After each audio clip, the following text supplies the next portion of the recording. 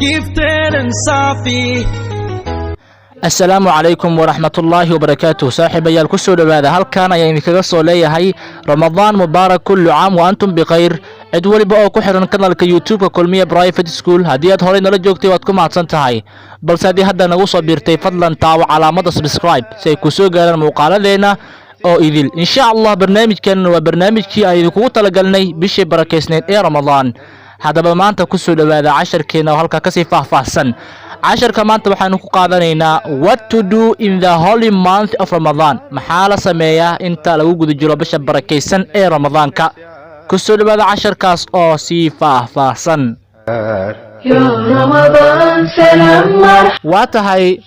what to do maxaa la sameeyaa in the holy month of Ramadan bisha barakeysan ee Ramadan gudaheeda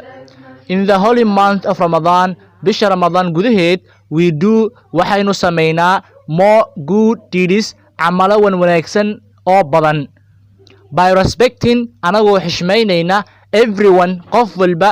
elder weyn or young ama yar men rag ah and women iyo dumar ah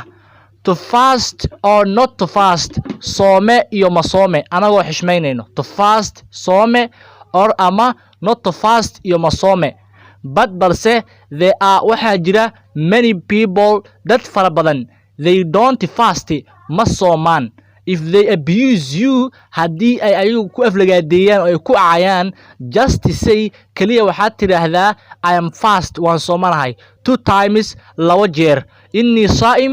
saa'im halka carabigu ay tahay inni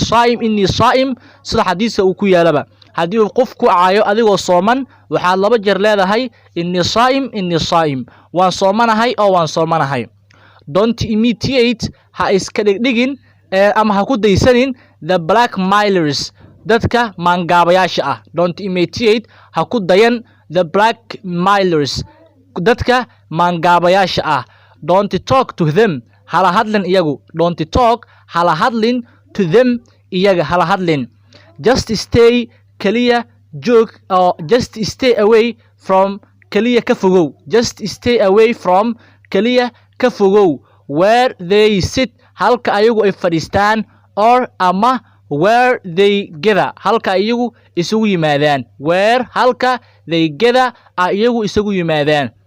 during Ramadan inta lagu guda jiro Ramadaanka you will see waxaad arki doontaa many things siyaalo fara badan that will surprise you kuwaasoo adigu ka yaabin doona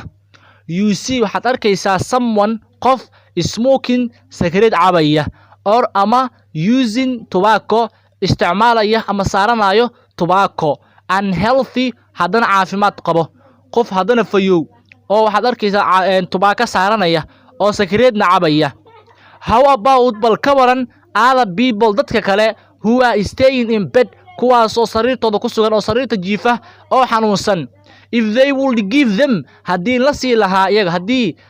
lahaa a healthy caafimaadka which they have ayagu haystaan kuwa soomayaasha ah caafimaadka ay haystaan haddii la siin lahaa dadka sariirtooda ku sugan they would fast way soomi lahaayeen dadka brothers and sisters walaalayaal we are mixing waxaan isu boorinaynaa with each other midda kale the fear of Allah cabsida ilaahay aan isku boorinaynaa midkeena mid kaleba thank you